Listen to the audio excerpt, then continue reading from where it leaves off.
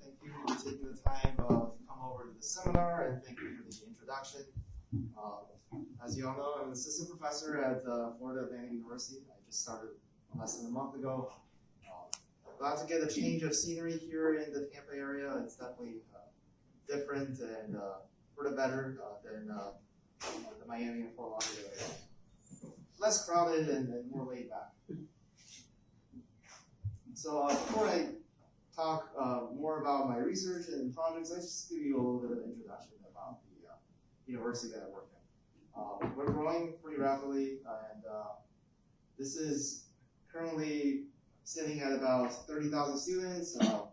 We have a goal of growing to up to 35,000 students. Breakdown is roughly 25,000 undergraduates and 5,000 graduate students. We have 5 satellite campuses. I actually have an office in one of the satellite campuses where I will be also storing some of my test vehicles that I will be purchasing. You can see this is a pretty new campus, and this is an aerial image taken back in about a year ago, and you can see there was still construction for a new parking garage as well as a new football stadium. Now it's been completed for this fall semester, and things have been rapidly changing. And we're also nicely located in Boca Raton, Florida, which is literally just less than 2 miles from the Atlantic coast. And it's got beautiful beaches right around campus. And we are a department in the civil engineering department of 15 faculty, 2 in transportation, and we are looking to expand and add at least 1 more faculty member for our transportation program, potentially 2. So here's just a quick overview of my group. I currently have 1 graduate student, and there will be 5 more coming in the spring semester. And I already kicked off with some projects with the FEOT, and I have a collaborative project with UC Berkeley that's funded by the Department of Energy. Primarily do a lot of simulation, and I use both the popular software Amazon and Visum. There will be a fleet of vehicles coming for my lab. I will be testing adaptive cruise control, dedicated short-range communication, so that's coming up in November, as early as October, but most likely November. And the introduction was enough information to get you to know me about my background, but let me just tell you a little bit more about myself. And I've actually been a pretty big fan of traveling around different states and a lot of road trips and traveling by car. So I've actually been to 34 different states.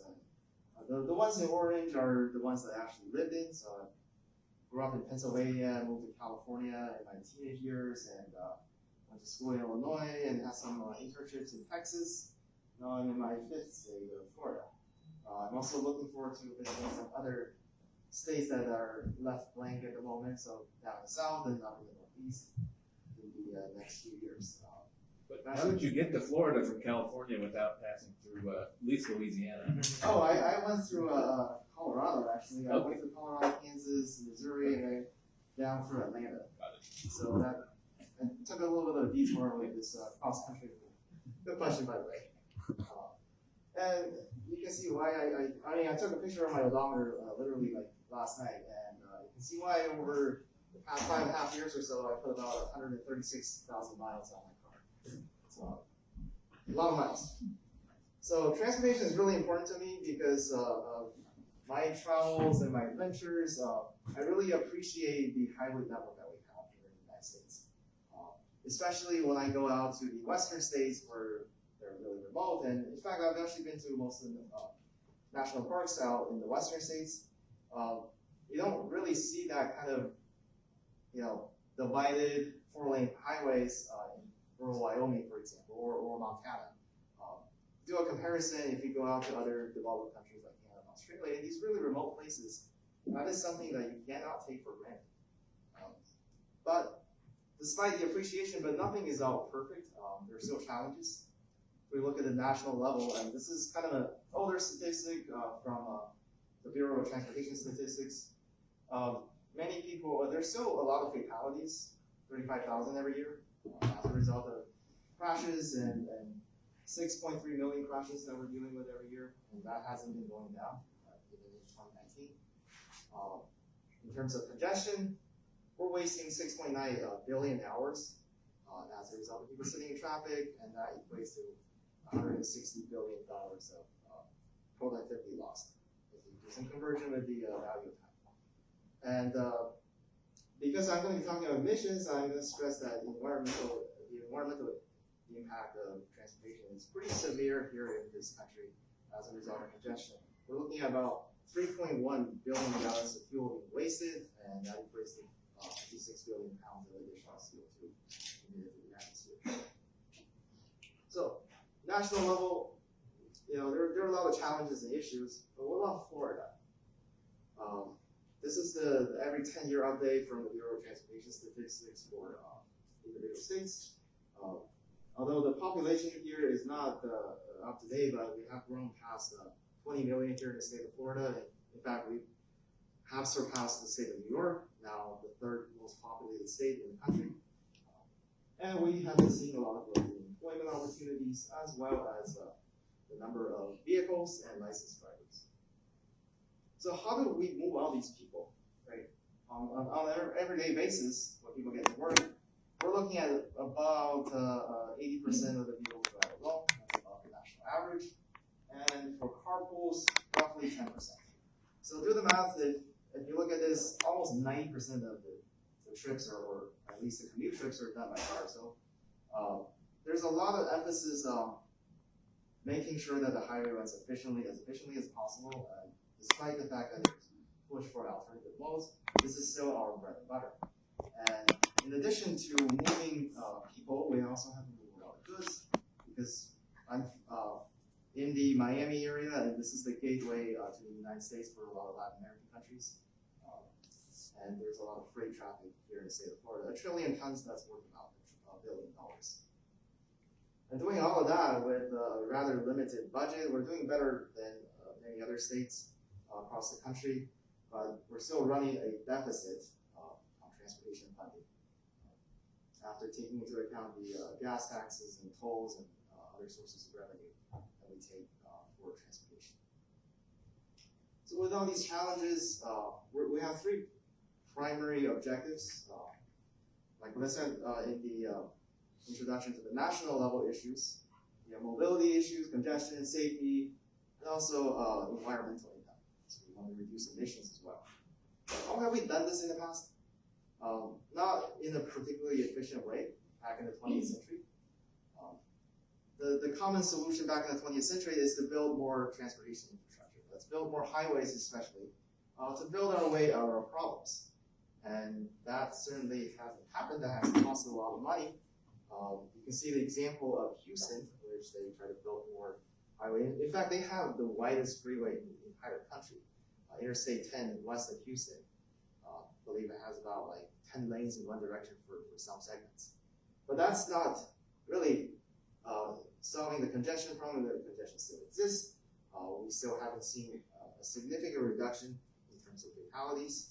And obviously, having more cars drive on the highways is not going to really help you for reducing emissions and environmental impact. So in the 21st century, we want to start focusing and really put a lot more effort on managing our transportation infrastructure better. And to quickly define the phrase traffic management, this is a definition from TRV. It really, to break this down, it really just involves control and guidance, arrangement, organization of different modes of transportation. That includes bicyclists and pedestrians. And to achieve primarily three main objectives. We want to be safe, and we also want to be efficient, and also enhance the quality of the local environment. So let's look at what we've done so far. A lot of work has been focused on mobility, reducing congestion, with traffic control strategies, and there's been a lot of talk about vehicles to solve this kind of problem. Same thing for safety. There's been a lot of work on safety. In fact, at the Automated Vehicle Symposium that I attended back in July, many workshops, actually there were more workshops on safety, especially from the manufacturers, than the mobility aspect. And guess how many were actually about emissions or energy consumption? Just one. I just attended one, that was the only one. But we really have to focus on this now with increasing demand from the population increase and more human activities. We really got to move people and goods more efficiently and really reduce or mitigate the impact that we have on the environment. As you can see recently, you hear news about hurricane. These are going to get stronger and more severe. Especially that could be a concern for the state of Florida and other coastal states. And this is why I'm going to break it down and talk about some of the details of greenhouse gas emissions for transportation. So transportation is actually a pretty large contributor. It's actually the largest contributor of greenhouse gas emissions associated with climate change. We're looking at almost 30%, 29%, more so than electrical power generation, industrial activities, agriculture, and commercial and residential use. And to break this down even further, it's actually coming from highways for the most part. So if you look at light-duty vehicles, that accounts for 59% of the emissions. And that's coming from your passenger cars or SUVs or pickup trucks that people drive every day. Same thing, also in addition to that, we have 23% coming from medium-duty and heavy-duty trucks that are moving freight every day.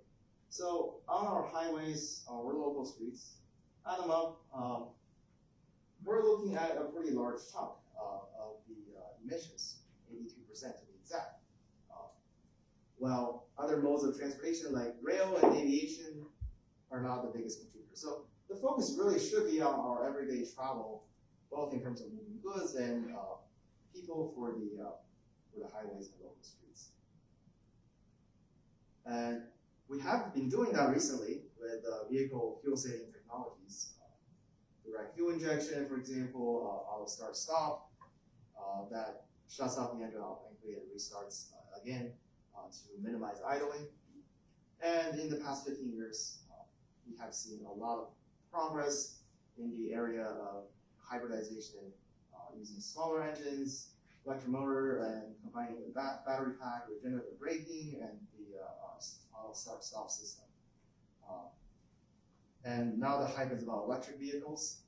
However, this is not progressing as fast as we thought it could have been.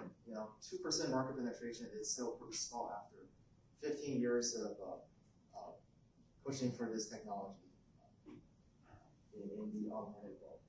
But besides the automotive aspect and the research on powertrains, we could definitely do more when it comes to mitigating our environmental impact in transportation.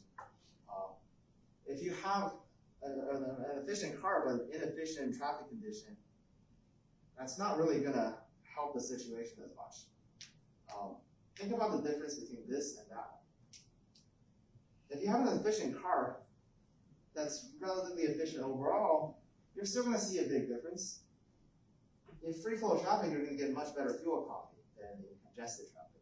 Even with hybrid vehicles, the difference may not be very large, but there's still that loss in terms of acceleration, unnecessary acceleration and deceleration. And this is why we want to focus, and this is why I'm going to be talking about my recent project on how we improve traffic, how we control traffic for mitigating the environmental impact. In addition to pushing for better vehicle technologies to save fuel and reduce environmental impact. And I'm going to introduce you to this case study on freeway rent metering that I did very recently with the Department of Energy under the Smart Mobility Program. And this was a joint effort with UC Berkeley and PATH. So to give you a quick overview of why we need to have rent metering, what's the point of rent metering in the first place, let's go back to the basics of traffic flow and freeway bottlenecks. There's a phenomenon called capacity draw. So what happens is that as you see merging traffic from the freeway on-ramp as they enter the freeway, they're gonna, if the flow is very high, if the demand is very high, the large influx of merging traffic will cause a lot of conflicts, and it'll force the right lane vehicle, the shoulder lane vehicles to slow down, and there's going to be denser traffic and accumulation building up on the shoulder lane. As a result of that, normally people would just want to shift to the other lanes towards the left to avoid this denser accumulation in order to travel faster. And as a result of the lane changes, the median lane or the lanes to the left are going to have to are going to see vehicles that are decelerating, and they have to accelerate back again. So this kind of disturbance creates an issue called capacity drop, and it's a reduction in the flow, the maximum flow of a freeway bottleneck as a result of a large influx of merging traffic from that freeway artery. And this has been very well documented in the past 2 decades or so. This is just to give you some key publications regarding the phenomenon that we're talking about here. And this is why you see at freeway merges, there's a bottleneck, and merging traffic are piled up right here by the main line. Well, there is a solution to that. People have proposed this, and there's been a lot of empirical study done on this. It's something called red metering, which we restrict the flow of on-ramp traffic to a certain rate that's lower than what you would get if they are allowed to merge out to the freeway freely.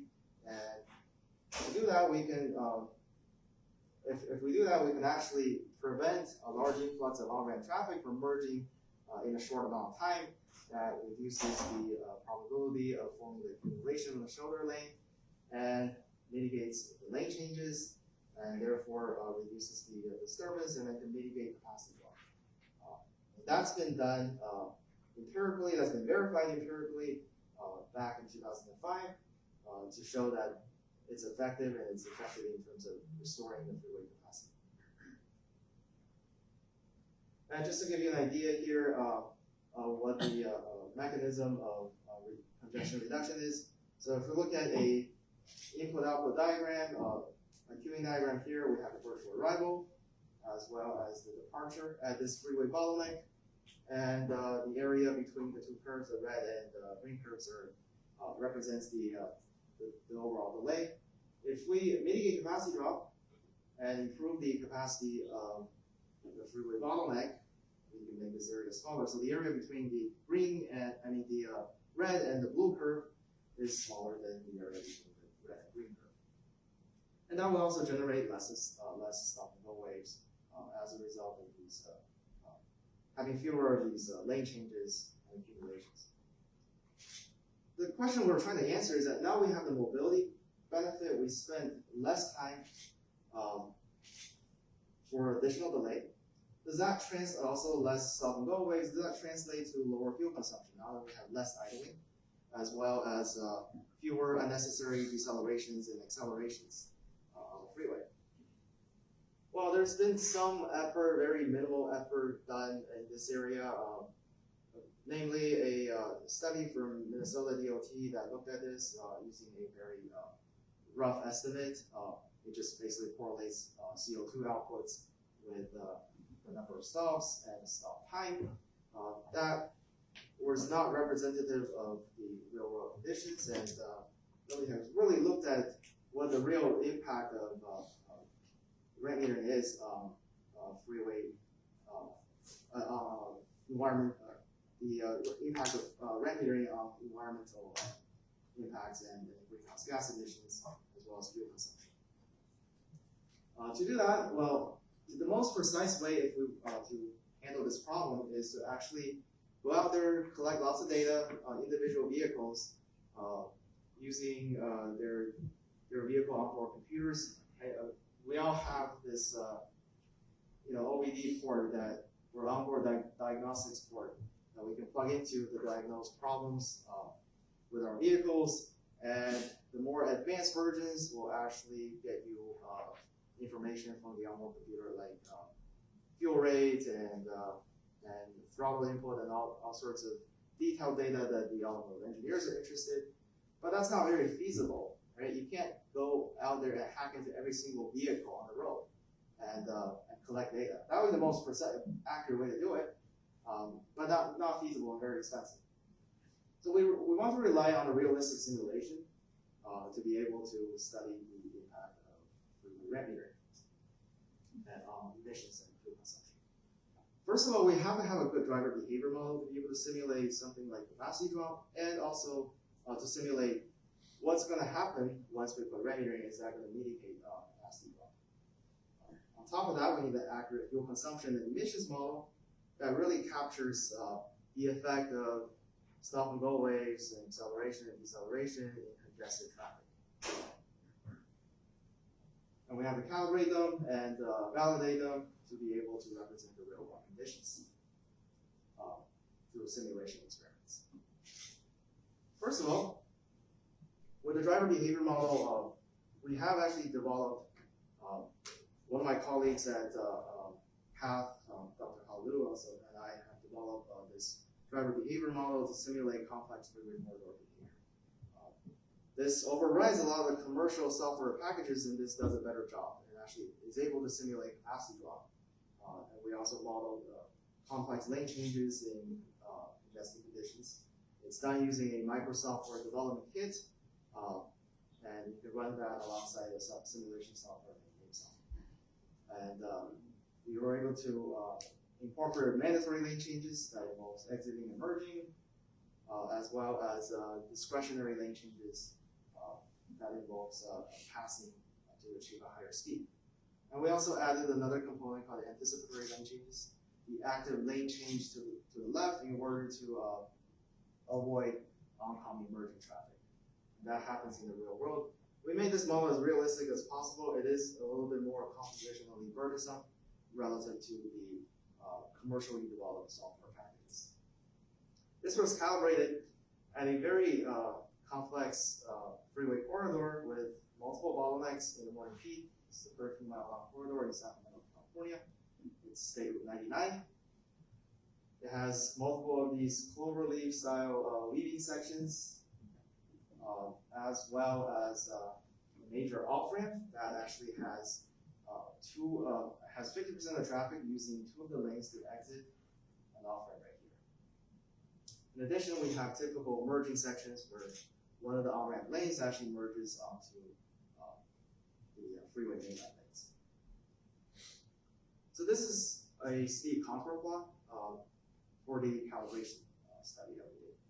This is a comparison of the field data as well as the simulated data. We're able to capture the general congestion pattern in the speed contour plot, both in terms of the duration of congestion as well as the length of the queue.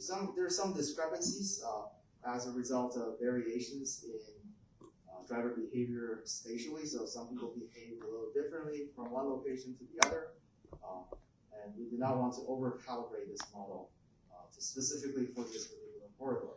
We want to generalize a model that can simulate complex traffic conditions like passing by. So that's the compromise of this. This is why you don't see exactly the speed contour plot that you see in the field when you simulate it. And this is a representative bottleneck, and we were able to replicate the flow versus density relationship at that particular location. These are data from two different locations. Moving forward to emissions modeling, what's been happening recently in this field is that we have a lot of people using the MOVES model or the motor vehicle emission simulator that's being developed and advocated by the Environmental Protection Agency. It's very crude in the sense that it can't capture speed fluctuation very well. It's an approximation. What you have to do with this model is in every simulation time step, you want to find the resistance for that vehicle, whether that's aerodynamic drag, rolling resistance, or grade resistance. You approximate this for that particular vehicle based on the instantaneous speed. You find that range, and you find a bin that corresponds to the particular vehicle-specific power after calculating the resistance and also determining the range of speed. And you go to this table or graph to find what bin you belong to and what the corresponding fuel consumption rate is for that particular operating condition. The operating condition, it tries to cover a lot of different scenarios that the vehicle could be, accelerating between this range of speed, and they will still have the same fuel consumption. So it's not the best and most accurate way to model something like capacity drop and the speed fluctuation and stuff, and waves at a particular fluid merge bottleneck. And this is why we adopted autonomy, which is a model developed by Argonne National Lab. So this requires an input of trajectory data from the simulation into their MATLAB software and MATLAB-based software. And their model was developed using dynamometer tests that simulates actual wind and air resistance and for a variety of different vehicles from the factory. And this represents a good fleet mix or realistic fleet mix of vehicles. Every 5 years it's being updated. And it accounts for the fact that there's only a small market penetration in hybrid electric vehicles and the fact that there are more and more SUVs on the road these days. So this is as realistic as it can go. It actually simulates the way how the engine performs.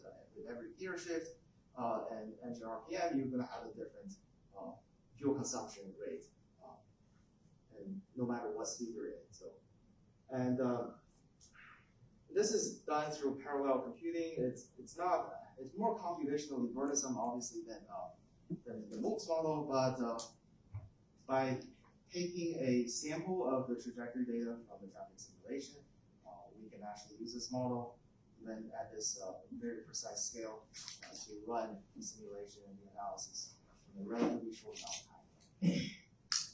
Now we've talked about the tools. We've talked about how these models are representative of the real world. Let's look at the simulation setup that we have here. In this case study, we looked at a simple freeway merge bottleneck with 4 lanes of 4 mainline lanes on the freeway. First of all, we simulated the mainline to determine the capacity of the freeway without adding any on-ramp demand yet. We put as much demand upstream right here as possible until we observe a queue and measure the maximum flow. We increase the demand progressively until the maximum flow does not increase anymore. So that is the capacity of the freeway segment. And then afterwards, we start to add demand at 300 vehicles per hour increments. And to add that, you will see capacity drop in the next few slides or so. We do expect the simulation to be able to simulate capacity drop. In fact, it actually did. So in this simulation, for an hour simulation period, the maximum flow remains pretty high at 7,700 vehicles per hour. So that's slightly less than 2,000 vehicles per hour per lane in this segment. As you can see with the other colored curves, at 300 vehicles per hour at a relatively small on-ramp demand, the maximum flow stays roughly the same. The capacity does not decrease, but at higher on-ramp demands, up to 1,500 vehicles per hour, starting from 600 vehicles per hour, we start to see a diminished maximum bottleneck discharge flow. So capacity drop has been simulated here in this merged bottleneck in the microscopic simulation, and this equates to roughly about a 9% reduction in capacity at the freeway merged bottleneck we're looking at. Well, if we look at this right here, at a low on-ramp demand, as low as, let's say, 400, we actually don't observe capacity drop. And really starts to pick up later on at the higher on-ramp demand, up to, starting from 600 vehicles per hour. What if we restricted the flow of on-ramp to 400 vehicles per hour? That's when that's the highest you can go before you get to capacity drop, right? Let's restrict that and meter that at meter the freeway on-ramp at that particular rate so that the merge bottleneck improves and restores this high capacity that we see right here. So this is a comparison between before and after metering. So this is before metering. This is with the 400 vehicle per hour metering rate for all of the high on-ramp demand scenarios that we simulated. 600 vehicles per hour, 900, 1200, and 1500. You can see the capacity restored back to roughly 7,700 vehicles per hour. And we were able to mitigate capacity drop in the simulation. So the simulation is valid, and we can simulate realistic traffic behavior at a freeway merge bottleneck. And this is just to show you that a comparison between no metering and with metering, obviously the delay decreased on average, the average speed improved, as well as the total travel time and the total travel distance improved because the capacity is higher. And let's just do a sanity check right here. I talked about how the shoulder lane accumulation or the density increases when there's capacity drop, right?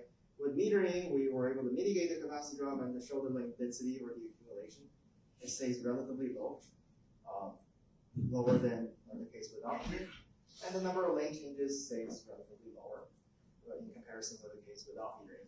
So that shows the simulation is actually doing its job, and it's actually simulating the mechanism of capacity drop.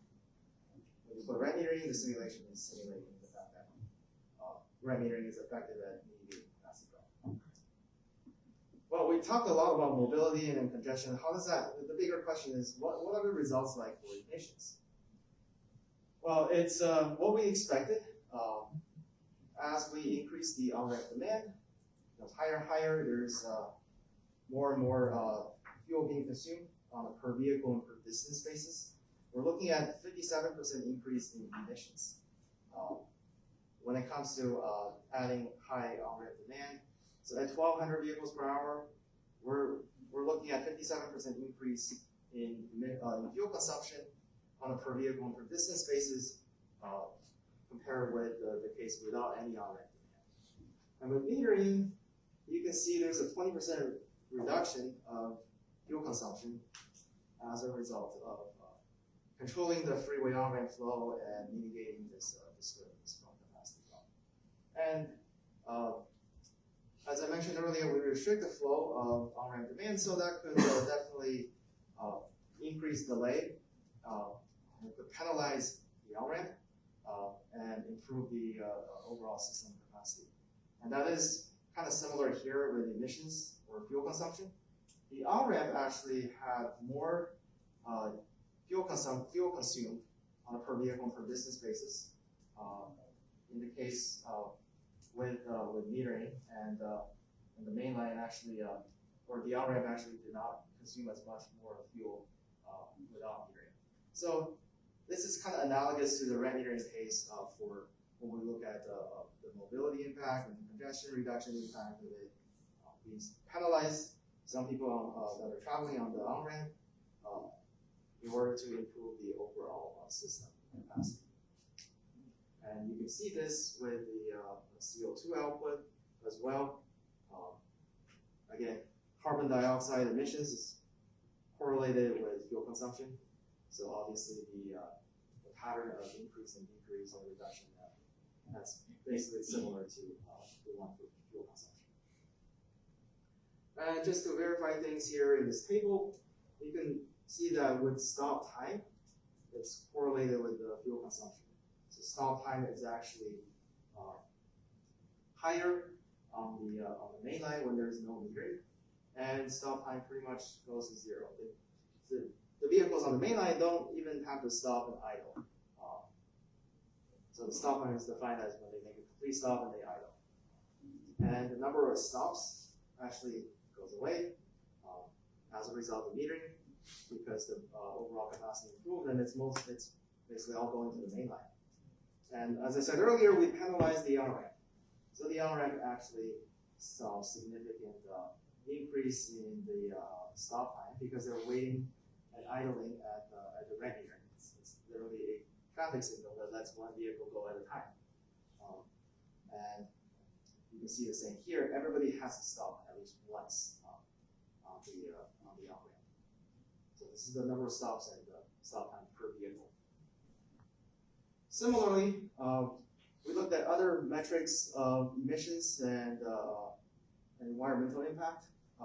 Carbon monoxide is one of the important ones. It follows the same pattern as well as nitrogen oxide, and this is more true for diesel emissions. Diesel vehicles. This could have a lot of implications for places with a lot of heavy truck traffic. Same thing for same pattern for the particulate matter, PM2.5, and this is typically associated with what you see in a lot of developing countries when it comes to air quality issues. Methane gas is also associated with greenhouse gas emission, and that also saw the same pattern. So these are all related to fuel consumption, and when we put red metering out there and improve the capacity of the freeway bottleneck, the environmental impact is mitigated and reduced as a result. So currently, this is just a proof of concept that I've just started about 5 months ago with a graduate student. We're looking at more realistic case studies at longer and more complicated freeway corridors. There's more work and interesting topics to be explored in the area of integrated corridor management, integrating traffic signals with freeway red metering, so freeway control and arterial signal control, as well as variable speed limit, speed harmonization. That could have an impact, maybe a small impact on capacity, maybe it could have a large impact on environmental transportation. Moving forward, as we start to see more research and work and ideas about improving mobility with connected automated vehicles, especially one of my colleagues, this is also my area as well, talked about adaptive cruise control and cooperative adaptive cruise control back in the seminar that was here in July. With the higher capacity, we could also see a lot of growth in terms of improving the environmental impact or mitigating the environmental impact of transportation. And that could be happening at arterials as well as freeways. And level 2 automation, if automated merging could be very efficient and could be very good at managing traffic and improving capacity, it could also bring about maybe a significant reduction in environmental impact, fuel consumption, greenhouse gas emissions in the transportation sector. And also to mention that with the freight transportation, the impact may be even larger now that with trucks and tuning are falling closer to each other. The aerodynamic drag is a lot less, and the stop and go waves are a lot less frequent. Last but not least, vehicle to infrastructure communication could also play a key role in terms of mitigating emissions. It could also be actively reducing emissions as one of the objectives, in addition to minimizing delay. And with a more realistic model like autonomy, we can study this in simulation and come up with a better and more realistic conclusion about what they can actually do to the environmental impact in the transportation sector. Lastly, I want to thank the project sponsor, the U.S. Department of Energy, and this Smart Mobility Program, as well as California Path at UC Berkeley, and Dr. Xiaoming Lu, the program leader, and the PhD student I'm currently co-advising at UC Berkeley for the work that's been done. This is a working paper currently under review by the Transportation Research Board, and we are planning on submitting this work to Transportation Research Part B. I want to thank everyone for taking the time. I'd be happy to open up for any questions, and follow me is my email, my Twitter account for my research group.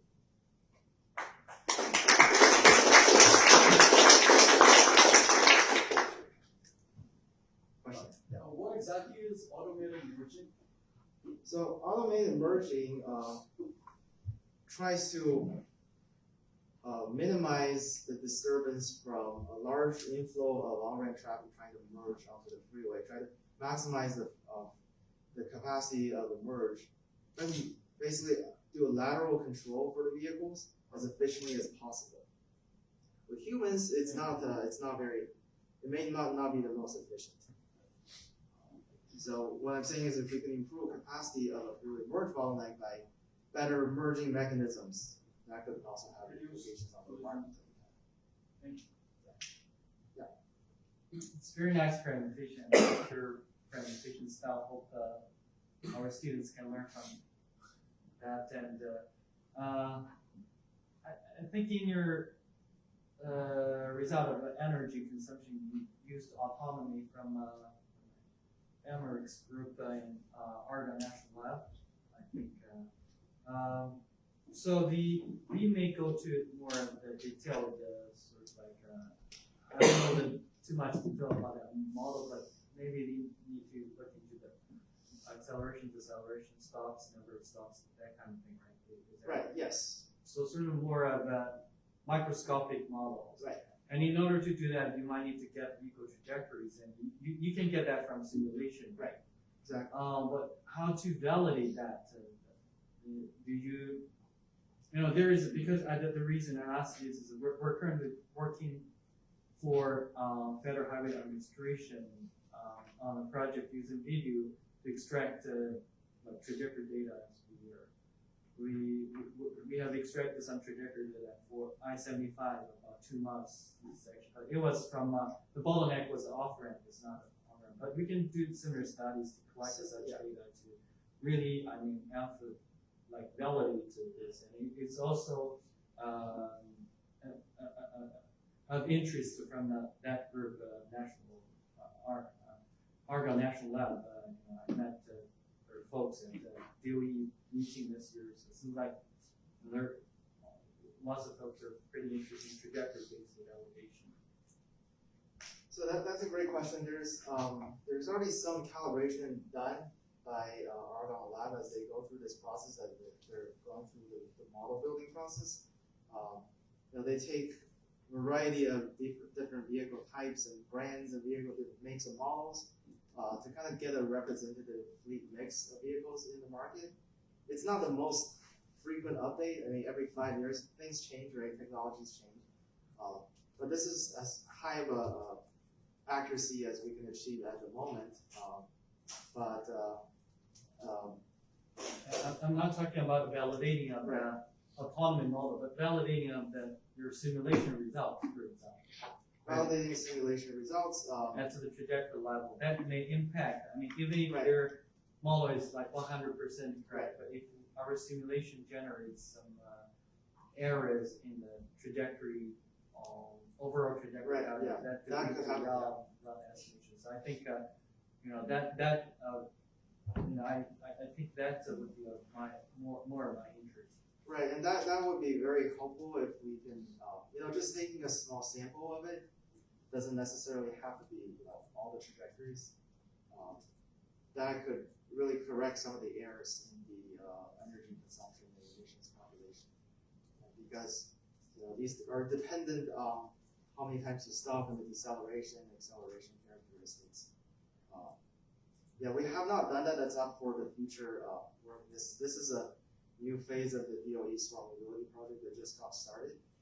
We're also starting to gather ideas. We're still accepting ideas for the next phase. So maybe you can talk about we can talk more about this. I mean, using your vehicles, you can do some probe tests, but that are just a small penetration rate. Right. Using video, it's like you can get the complete trajectories. That's about it. And the drones are relatively cheap these days. Yeah. Also, helicopters are also cheap. Right. And I just want to mention, the results you get from one place versus the other. This is calibrated according to the California drivers. It could be different wherever you go. So it'll be interesting to see. Yeah. Great presentation, and I echo Xiaoping's comments that you all could learn from the excellent presentation style. And 2 questions. One was about the number of stops on the ramp vehicles. You had 1 stop per vehicle for the entering vehicles. I was just wondering if there were some assumptions made that there was no stop and go on the ramp. Because if you're inching forward, usually there would be perhaps many stops for the entering vehicle under the metering conditions. Yes, there's an assumption in the simulation output. So once the vehicle is stopped and it's just inching forward, that's the speed differential is really small. Yeah. It's not counted as an additional stop. Okay. But the fact that it's stopped from, let's say, 25 miles per hour is a big deal for emissions versus when it's just inching forward from 5 to 0 and then 0 to 5 again. I was just wondering, I assume you had done some sensitivity analyses behind the scenes, but that might be interesting, since that probably does figure in significantly to the emissions impact. I'm interested to see kind of a sensitivity analysis of that. Yeah, exactly. So the trajectory data is not completely perfect, and that's the next step. This project just got started, so the next step will be to look at this in a more precise manner and really account for these minor or these little details Yeah. in the way how car following works in the real world. So the second question is maybe more philosophical and maybe just to, having seen many presentations that look at safety and look at mobility and then look at sustainability, emissions, fuel consumption, and so on. And almost all of them are like yours, where there's kind of one picture and then you have all the different constituents of the emissions basically following the same pattern. And I just wonder, it feels like for those of us in transportation, we kind of say, well, oh yeah, emissions, they're always correlated with speed. I'm just wondering, are we missing an opportunity to communicate better about the emissions impacts of transportation, because this is how it always goes, that we have this one graph that sort of, I don't know, looks the same for all the different constituents. Do you think we're missing an opportunity to communicate better about emissions in transportation?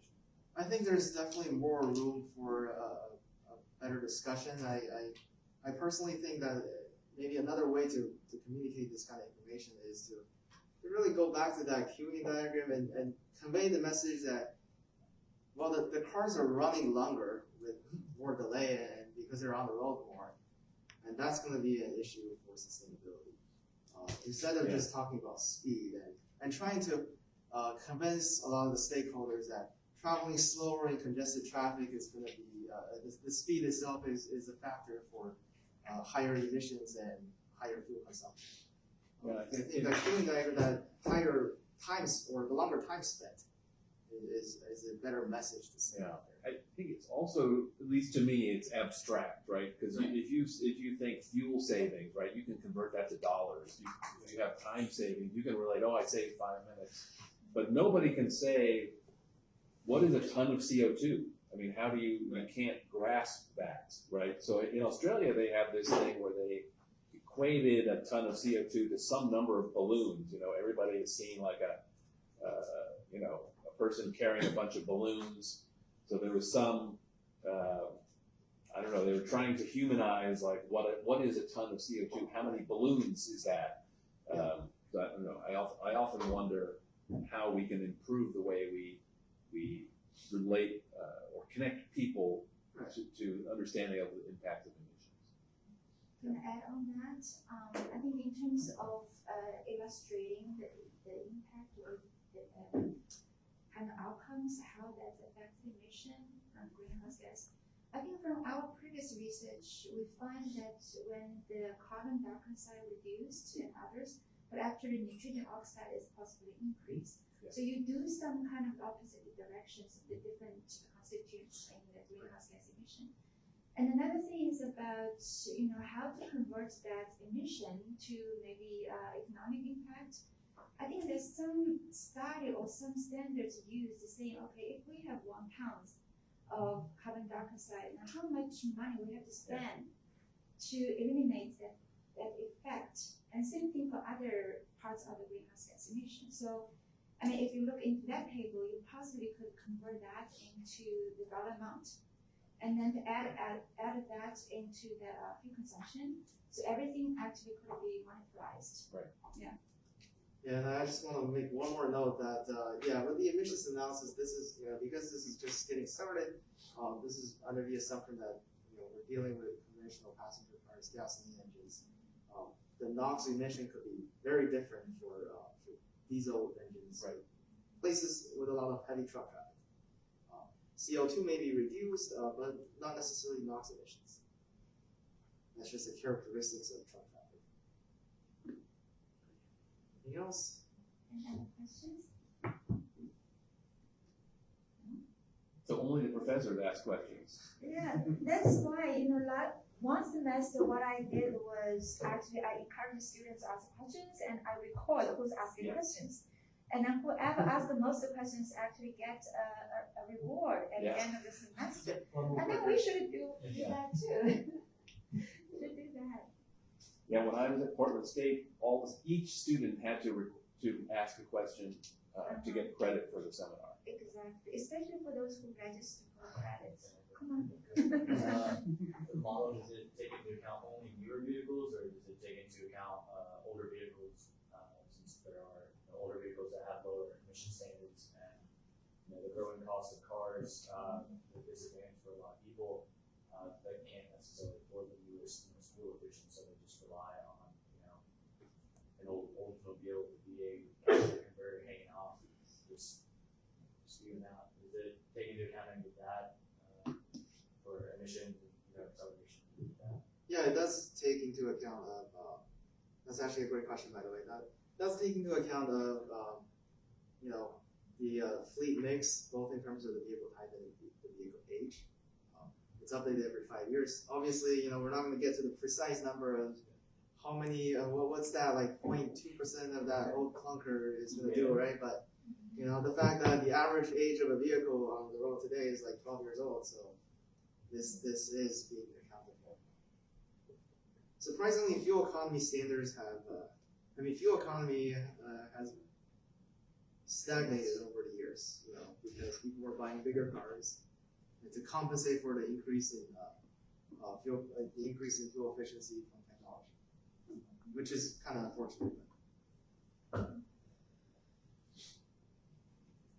You notice an issue with people trying to merge? Like for me, different realm here. We drive muscle cars and motorcycles, so when I have to pay toll, I see how fast I can get to 60. For that, are there issues with people trying to merge? If there's, say, a slower car trying to catch up to speed, what's the that ramp? Do they typically have enough time to get up to speed for semi trucks, going through 14 gears in their Allison transmission, or versus say someone in a Mustang or a McLaren? These highway ramps are typically designed for these large design vehicles, but the issue, what I'm talking about right here is, what if we have a large number of them at the same, in a short amount of time, and that's when it creates a problem. We can never spend enough money on designing a highway for such large demand. If you do that, then highways will be astronomically expensive. This is why we designed for the 85th percentile and the 90th percentile traffic demand, rather than that peak of the peak.